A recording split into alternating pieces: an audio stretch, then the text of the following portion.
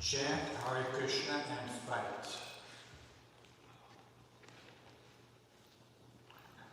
So we left off, let's see.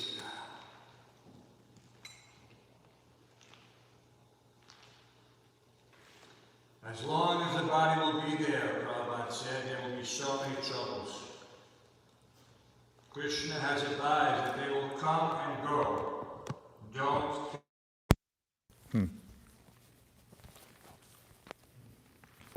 Agamapaino nityastam statikshasva bharata. So bodily troubles, mental troubles, and enemies. So many impediments will come. What can be done? We have to tolerate. That is the material world. We cannot expect smooth, very happy. That is not possible. Krishna was advising that to Arjuna. What to speak of us? Krishna never says, I have made some magic. You'll have nothing to suffer. He never gave Arjuna any tablet. So we have to follow that. The modern gurus say, I will give you some magic ash. There will be no trouble. But Krishna, what did he say? He said, no, tolerate. He did not say, you are ass. I will give you some ash. Neither did Arjuna ask, why do you ask me to fight? Give me some ash, I'll throw it. He was not such a fool that he asked some magic from Krishna to kill his enemies. Actually, he fought. This is Bhagavad Gita. So face things as they are and depend on Krishna. That is our duty. Don't expect any ash, miracle, or magic. The next morning from the port, Srila Prabhupada was watching the devotees swimming in the Bay of Bengal. So remember, this is Prabhupada at the motel in Jagannath Puri. Calling Harisari over, he said he would like to bathe in the ocean and asked him what he thought about it. Harisari and the other devotees present all thought it was a good idea. Seawater was supposed to be very good for health, they said. Prabhupada said he would try it, and after taking his morning massage, walked down to the seashore wearing his gamcha and carrying a towel. The ocean shore was about 100 yards from the hotel, and by the time Prabhupada reached the water, all the devotees were running after him in their gamchas. Some of the devotees were already in the ocean, and when Prabhupada reached the water's edge, they all gathered around him.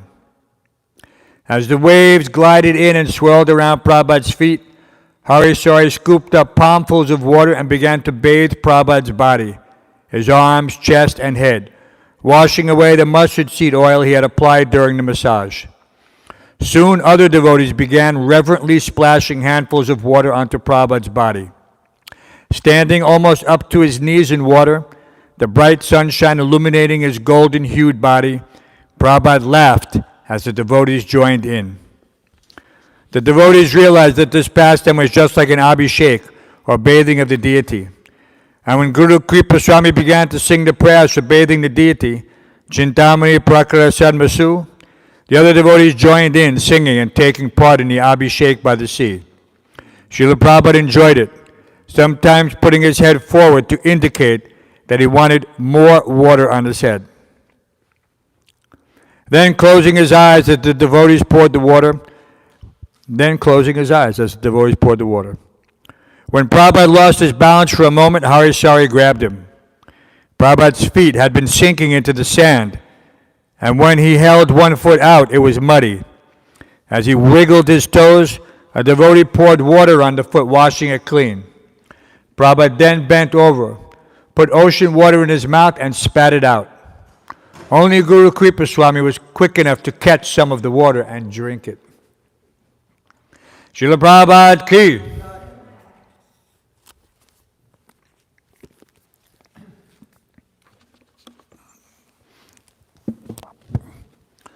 Om Namo Bhagavate Vasudevaya. Om Namo Bhagavate Vasudevaya. Om Namo Bhagavate Vasudevaya. Reading from the third canto, fourth chapter, text 31, chapter titled, Vidura Approaches Maitreya. No problem, just shut it off. We'll do it the old way. No devon lapimanyunyo.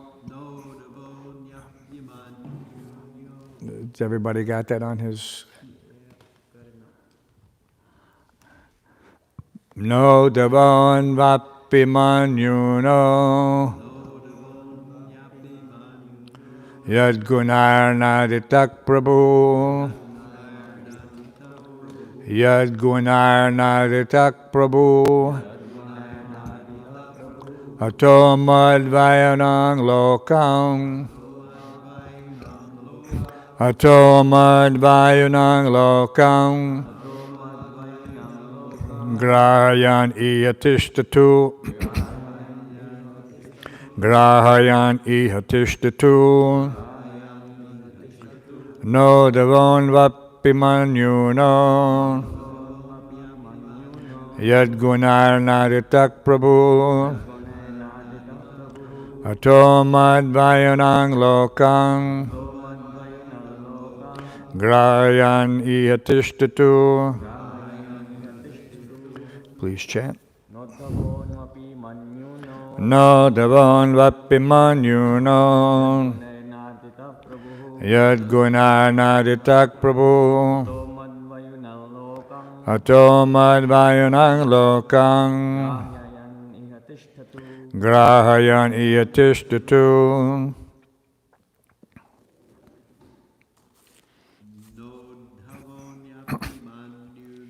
No devon vapimanyuno.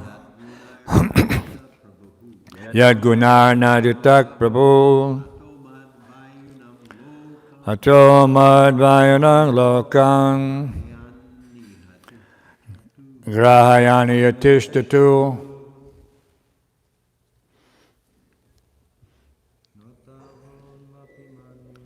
No devon vapimanyuno. Yad gunarna ditak prabhu. Ato madvayanang lokam. Grahayan iyatishtatu.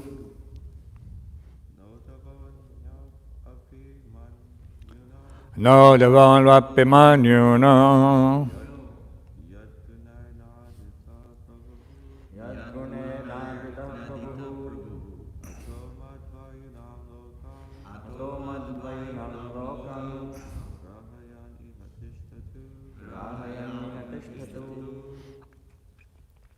Ladies,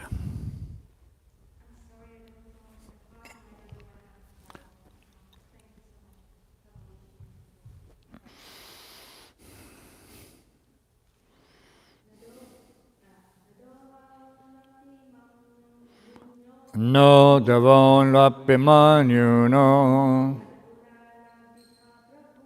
Yad gunarna ditak prabhu. Ato madvayanang lokam. Grahayan iyatishtatu. Na, not, Uddhava, Anu, slightly, Api, also, Mat, to myself, Nyunak, inferior, yet, because, Gunai, by the modes of material nature, Na, nor, Ardita, affected, Prabhu, Master, Atak, therefore, Matvayunam, knowledge of me, the personality of Godhead, Lokam, the world, Grahayan, just to disseminate, Iha, in this world, Tishtatu, may remain. Translation and purport by His Divine Grace, A.C. Bhaktivedanta Swami Prabhupada. Uddhava is not inferior to me in any way, because he is never affected by the modes of material nature. Therefore, he may remain in this world in order to disseminate specific knowledge of the personality of Godhead. Please repeat.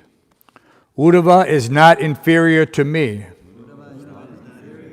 in any way, because he is never affected by the modes of material nature. Therefore, he may remain in this world in order to disseminate specific knowledge of the personality of Godhead. Purport. The specific qualification for becoming the representative of the Lord is to be unaffected by the material modes of nature. The highest qualification of a person in the material world is to be a Brahmana. But since a Brahmana is in the mode of goodness, to be a Brahmana is not sufficient for becoming a representative of the Lord. One has to transcend the mode of goodness also, and be situated in unalloyed goodness, unaffected by any of the qualities of material nature. This stage of transcendental qualification is called Shuddha Sattva, or Vasudeva. And in this stage, the science of God can be realized. As the Lord is not affected by the modes of material nature, so a pure devotee of the Lord is also not affected by the modes of nature. That is the primary qualification for being one with the Lord. A person who is able to attain this transcendental qualification is called Jivan Mukta, or liberated, even though he is apparently in material conditions. This liberation is achieved by one who constantly engages in a transcendental loving service of the Lord. In Bhakti Rasamrita Sindhu 1.2.187, it is stated, Iha yasya hare dasye karmana manasa gira nikalasva vyavastasu jivan mukta su uchyate. Anyone who, by his actions, mind, and words, lives only for the transcendental loving service of the Lord, is certainly a liberated soul, even though he may appear to be in a condition of material existence. Uddhava was in such a transcendental position, and thus he was selected to be the factual representative of the Lord in his bodily absence from the vision of the world. Such a devotee of the Lord is never affected by material strength, intelligence, or even renunciation. Such a devotee of the Lord can withstand all onslaughts of material nature, and therefore he is known as Goswami.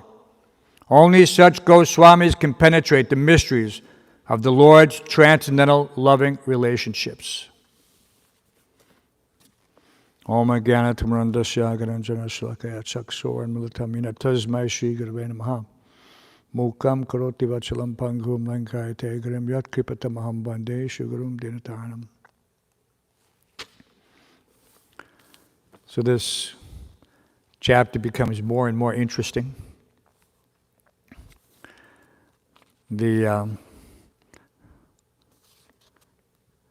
At this point, we see that Uddhava, being in this direct relationship, it's an interesting, because many would seem to appear to be in a direct relationship with the Lord. But here the qualification of one free from this contamination of the material modes of nature, because this, even the so-called Brahmanas, of which we know many, they're easily, influenced by the other lower modes. This is not some inoculation, this consistency or constant engagement in devotional service is the only thing that brings one to that level of what's described here as Shuddha Sattva or Vasudeva. All right? There's that, there's so many indications in the Bhagavatam that give us this sequence, you can say. Tada rajas tamo bhavo kama lobhadayasche. That one has to elevate himself through the modes in order to reach just the platform of goodness where he's eligible for some knowledge. And then transcending that material mode of goodness, he becomes eligible for transcendental knowledge. In the Gita, Krishna says clearly that Naham Prakasha Sarvasya Yoga Maya that Krishna is not, you cannot find Krishna simply by turning the pages of the Bhagavatam. Many such Bhagavat Saptahas are going on all over India. And even though the Supreme Personality of Godhead in his literary incarnation is right in front of them, they cannot access it, because the Supreme Lord has not lifted that veil of Maya. He doesn't allow them to see it. There's so many verses in the Gita like that, and we wonder, why are they there? Moga samoga kamana jnana vicheta saha rakshashim. This, because they're one who is not situated properly through devotional service. He's easily distracted by, everything else in the material world that's not Krishna. We have that term, Gramya Kata. And Gramya means, in the colloquial, it means village. But here the village is expanded, and now it is an electronic village. And so there's so much Gramya Kata constantly bombarding the living entity in the form of so-called social media. There's nothing social about it at all. But yet it has that appellation, because people think that by engaging in this way there's some interaction.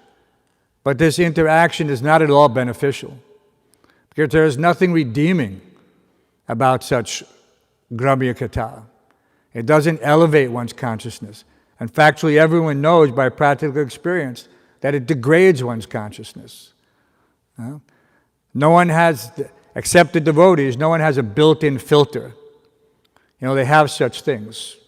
If you go to your email client and you click, you can filter all your emails. You can put in certain criteria. You will only get emails that come from a certain domain, like Pam Ho. So you're only going to hear from devotees. Or the door is blinking. Somebody could get the door. So then, and the devotees have a natural filter. That natural filter is that Satatam kirtayanto mam yatantas jayadridavrata. Always chanting the Lord's glories, His name, and endeavoring with determination. That keeps one aloof from the contamination of this demoniac influence. But even, Prabhupada mentions, even so-called devotees, they're not free from the influence unless they are somehow connected to the Lord's devotional service. This is the key. It's not how a person looks or appears or talks. It's what he does. If that person may seem to be someone so-called scholarly, he wears the saffron cloth, he may be a peripatetic, he may go around all over the place on so many world tours. But if he is not engaged specifically in preaching the glories of the Lord, or specifically engaged in the service of the Lord, then this is all a show. It's simply a show. You cannot fool Krishna. He sees everything. Prabhupada said, don't try to see Krishna, just act in such a way that Krishna sees you. So that's the hint there, that, whatever we, yat karoshiyas nasiyat jahoshi dadasiyat, whatever one is doing, it has to be done as an offering to Krishna.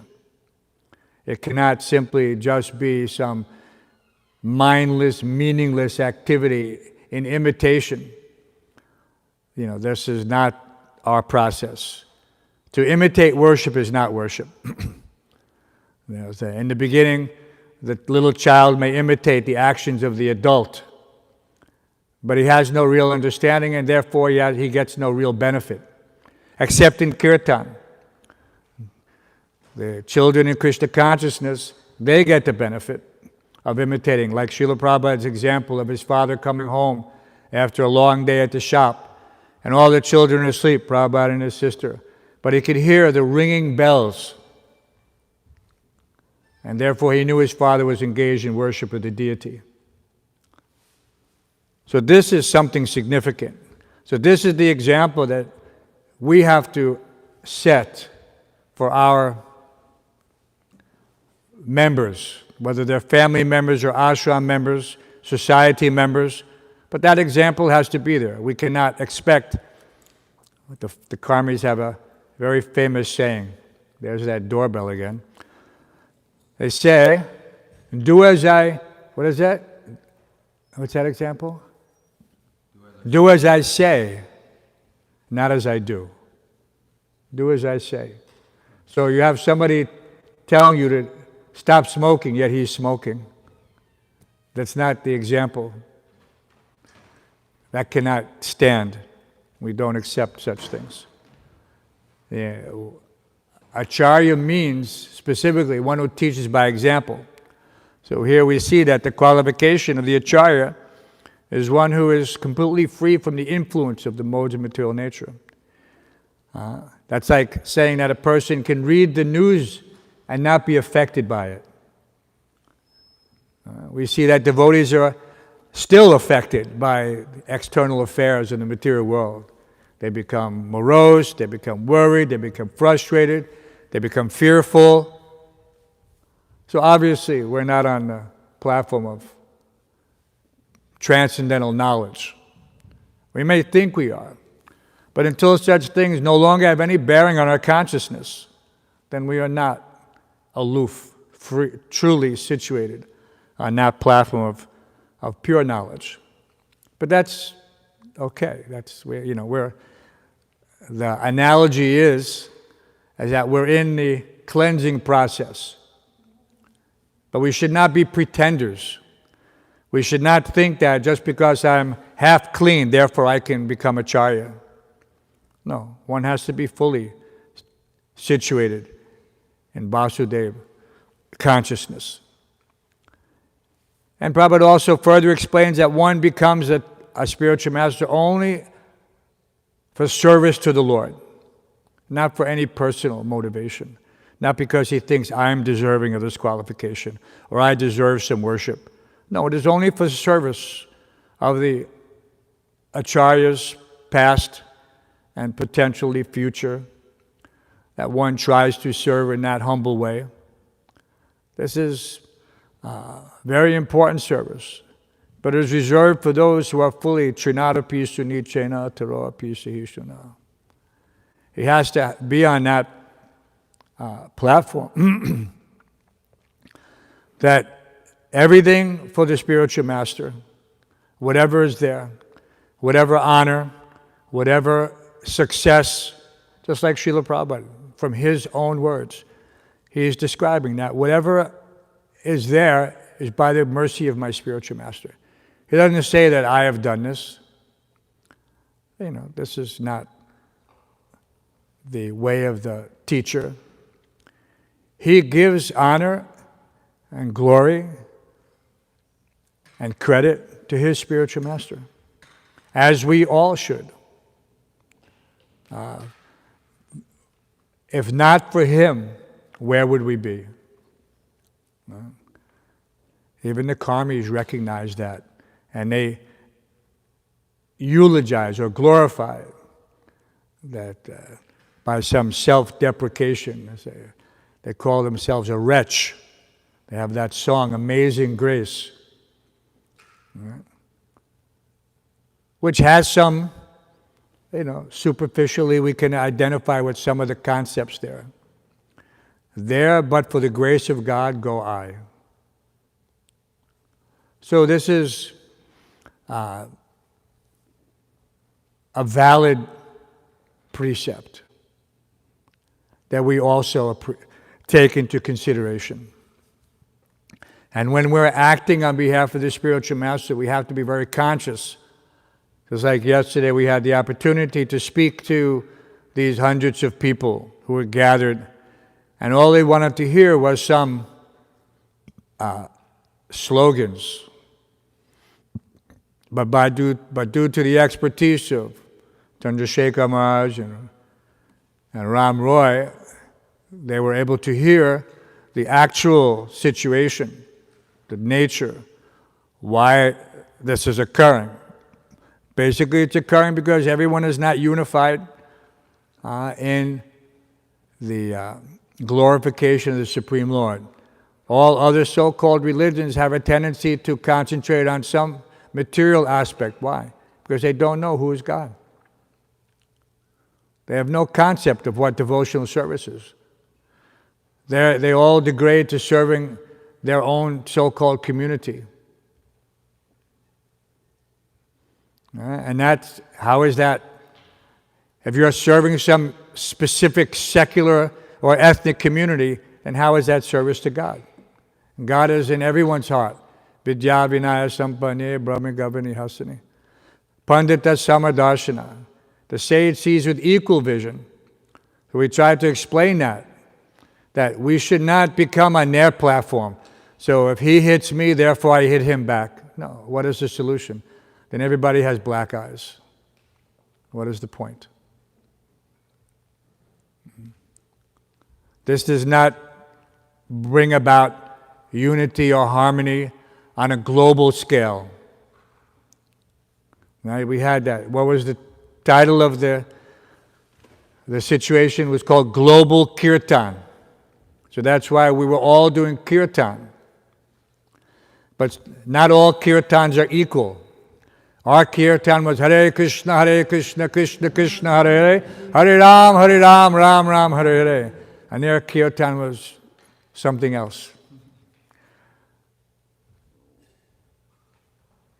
So we have to be very careful not to become entangled in such situations that where we also don't understand the reality. So we want to bring about peace in the world, but that peace can only come from the common understanding. Srila Prabhupada said, one flag. Not that this is the New World Order. That's another taboo subject everyone talks about. The real New World Order is that everyone understands that he is a servant of God. He is a servant of the Supreme Personality of God. That realization can come about in the age of Kali based on the chanting of the holy names. Because this is predicted. Everything is there. Kalaya doshanadi rajanasti eka mahagunat kirtanareva krishnasya mukta sangasya. That in the age of Kali there is one redeeming feature. That simply by chanting the holy names one can become liberated. So we take this to heart. We have realization of this fact. And because we have realization of this fact, therefore we are eligible to act. We may not have very other high realizations, at least speaking for myself. But the purification of the holy name is unmistakable. If one has experienced it, then he absolutely knows conclusively that this is a fact. Just like he knows that he is not this body. These two realizations are not different. When one realizes he is not this body, simultaneously he can realize the efficacy of the holy name. Nama Chintamani Krishna Chaitanya Rasa Vigraha Nama Shuddha Purna Mukta Binatvam Nama Namira. The holy name is the same. Krishna's everything is the same. Not just his name. His name, form, pastime, qualities, all the same. But we gradually come to that realization. And it is that realization which protects us. It's not that there's some, like Prabhupada says, some magic, some ash that protects you from material contamination or some disease or the allure of Maya. No. What protects us is that constant engagement in Krishna's loving service. Just like when we chant in the morning before the class, Jai Radha Madhava.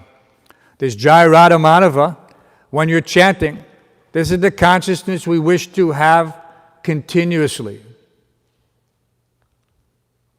We're very clearly, these songs, they're not material songs, material mundane love songs, that simply to bring about some emotion, some sentiment. No, these truly put one on the platform. When we would see Srila Prabhupada chant the Jai Radha Madhava and go into these deep states of transcendental consciousness. This is an example for us, what it truly means to be situated on this platform. You see it before your eyes. You can still see it. There are tapes. If you go out to YouTube, you can see Srila Prabhupada chanting Jai Radha Madhava and becoming completely stunned. And all the devotees are stunned as well, because to be in the presence of that transformation, to see that, this is something that's very amazing. This is who gets the opportunity. But fortunately, some have had, and therefore it has been documented. Actually, it has been documented by devotees with certain foresight, like Pancharatna Prabhu. They used to take a little fun of Pancharatna Prabhu, who would set up the camera in front of the Vyasa-san. And in those days, it was not a little iPhone, but this big, bulky camera connected to a big, bulky tape recorder right in the middle of the temple room. But if not for that foresight of documenting that video, we could hear Prabhupada's ecstasy, but you could also see it. And not just Pancharatna, but also Vishaka Mataji, Yadubar Prabhu, and other devotees who did the same in various ways. Otherwise, people might not believe that what is this? How does one sit? How does one talk? How does one speak? To have an understanding of the qualities of the pure devotee is essential to having confidence in the process. Otherwise, one may become a little bit disturbed that I'm not making advancement. I'm just, I've still got material thoughts and desires. No, gradually these are going. That's the purport of that verse. Tada rajas tamab. You're being lifted through the modes of material nature by engaging in this transcendental loving service of the Lord.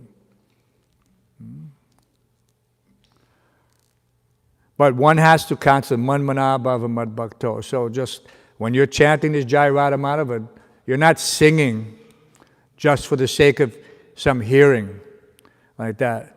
No, your consciousness should be immersed in that vision. That's what these songs, just like Prabhupada said that these paintings are like windows to the spiritual world. So similarly, these songs are the same. If they're chanted purely, then he can touch. Because those visions are not material. If they're chanted with a pure heart, or a heart that's attempting to be pure. Well, so it's essential that we come in contact with the basis for this knowledge in the Srimad Bhagavatam, which provides for us the foundation for all of these realizations. Even if one has never been to India, even if one has never heard of India, if he's reading the Bhagavad, if he reads the summary of 10th canto Krishna book, Prabhupada said, anyone who reads Krishna book, he will become Krishna conscious. Prabhupada could pronounce like that. We know that also he has said that one should read Srimad Bhagavatam first 9 cantos, then he's self-realized. But then he said one who reads Krishna book, because that is the summum bonum. And because it is the specific presentation by a pure devotee of the Lord, who is transcendently situated, those words are giving you the access that no one else can have.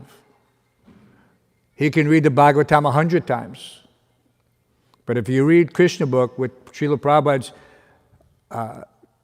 purports completely integrated into that text, there is no, it is, the word sublime can only be used. And just like on the old mantra cards, when I first received a mantra card from the devotees, on the back it said, on the front, it said, come to the Sunday Love Feast. Everything was there, even a little map, what train stations, location. On the back it said, chant these names of God and your life will be sublime.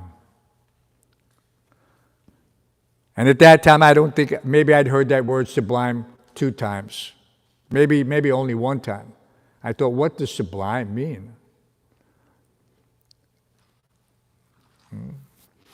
But it is like the border between material and spiritual. Where you can taste it, even though you haven't achieved it. And so therefore, this is the beginning of spiritual life. One chants these holy names of God, and his life becomes sublime. It becomes close.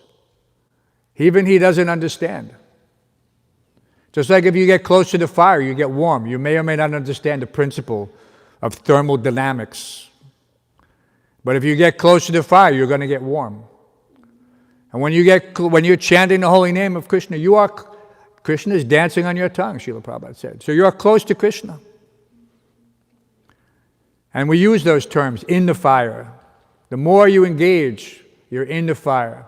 And now what does that analogy mean? Prabhupada said that if you put an iron rod into the fire, there's a nice series of lectures called the Yoga Systems tapes. Prabhupada gave these lectures in Los Angeles, I think 1970 or something. Yoga Systems tapes, a series of 7 cassettes, we used to say, because that's how we used to get them, cassette tapes. And then one, he uses the analogy of putting the iron rod in the fire. And the more it is in the fire, the more it becomes like fire. So that anywhere it touches, it burns, just like fire. So even though we are not fully anything, the more we keep ourselves in the fire of Krishna consciousness, the more we acquire that nature.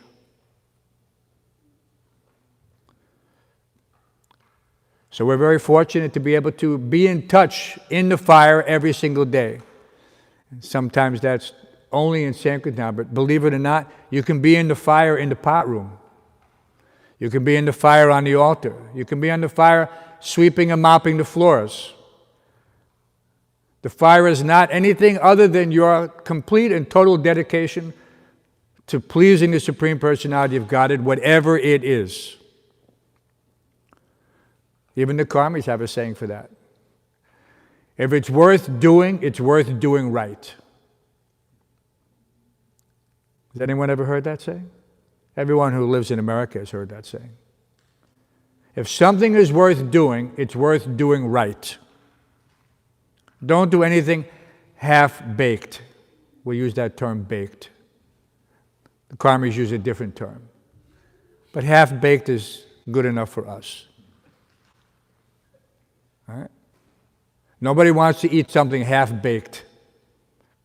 A half-baked loaf of bread, a half-baked apple pie. It's terrible. All right, so whatever we do, we should do it nicely for Krishna, not half-baked. Don't think, but in the course of my duties, there was something else, but it's. He told me to sweep the floor. He didn't tell me to mop the floor.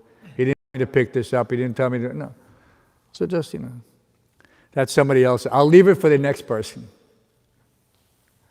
There are people like that. One time, one person was caught throwing trash out of his car, and he was questioned, "Why are you doing that?" So that other people have a job to pick up his trash. In India, it is like that, believe it or not.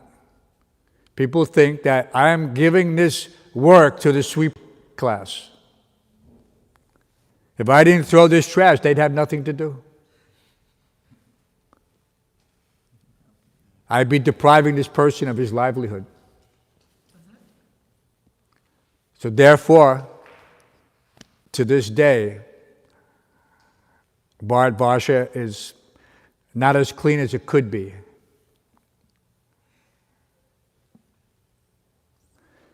But all around our temple, it's clean. Just right there. But if you go a few feet outside the temple, amazing. So I unfortunately have to attend a meeting in this day and age. What do they say? Eating, meeting, sleeping. Eating, meeting, sleeping, and defending.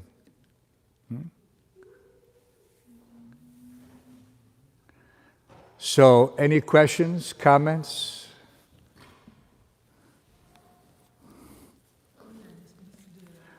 You have to speak loudly, Prabhu. The microphone is someplace. He recorded all those videos you see on YouTube. What did he record? Huh? Prabhupada Many times. A lot of times, though, on those tapes, they would cut it off because they thought because Prabhupada would chant for some long duration of time. But on a few of those unedited tapes, you can see Prabhupada chanting Jayara and all the devotees in complete ecstasy. Complete ecstasy. No one was touching the ground. Everyone was simply... And Prabhupada would transition after chanting Jayara. He would just begin to chant Hare Krishna sometimes. So like that, you could feel the waves of something. I'm not qualified to understand it completely. But in Srila Prabhupada's presence. But it would emanate. It would there. He was our connection to the spiritual world. He is still our connection to the spiritual world. So we're very fortunate to have that association, to see what a genuine spiritual person. This is why we look around and we understand that the world is bereft of such personalities. And therefore some people hold on. But we have a service to perform, for continuity, for perpetuity, to make sure that this movement continues. The mission is something which we have learned to appreciate more and more.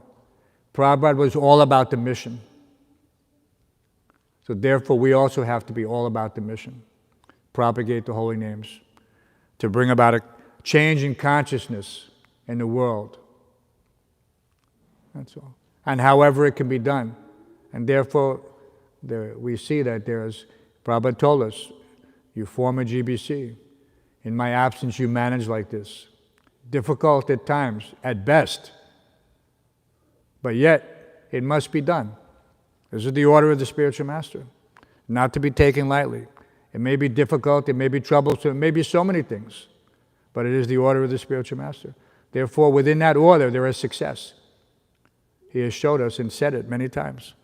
Within the order of the spiritual master, all facility and success is already there. We saw from his example. Simply on the order of the spiritual master, he crossed the ocean with nothing. And his success is legendary. It may not be understood as such by the common mass of people, but devotees at least should understand. His success was legendary. People use that term very lightly now. Like they'll say, he's a legend in his own mind. Right? Everyone's heard that. So many people are like that. He's a legend in his own mind. But Srila Prabhupada was actually a legend.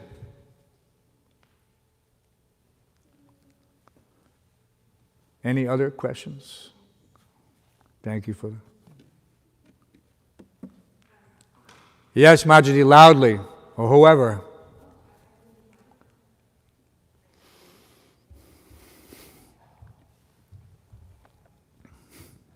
Thank you, Hansarupa Prabhu, for your class. This song, Jai Radha Madhava. Louder? Okay? Yes, good. This song, Jai Radha Madhava, Prabhupada sung in a lot of ecstasy as usual. He did with all the songs, but in particular, this song, there is a background, and that you all might know, but I would like to share it again.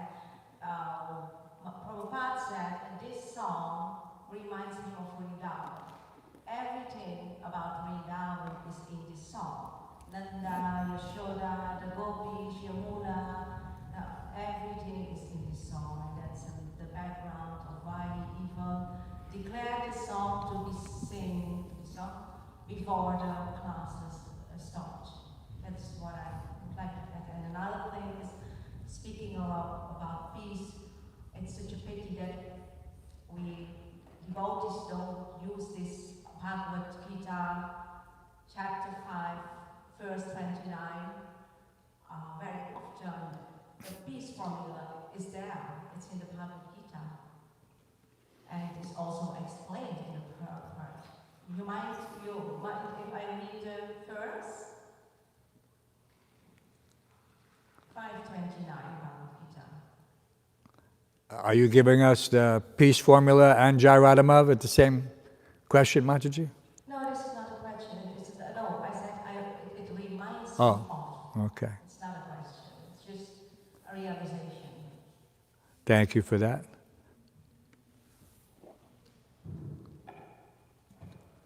Any other questions or comments, Prabhus? Mataji's comment was that the peace formula is there. Yes, we know. We have to follow that peace formula. We have to know who is the Bhoktaram. And that not anyone else but Krishna. Maharaj, any questions? No. Maharaj gave full force yesterday. All right, Srimad Bhagavatam ki, Srila Prabhupada ki, Gaur Premanandi.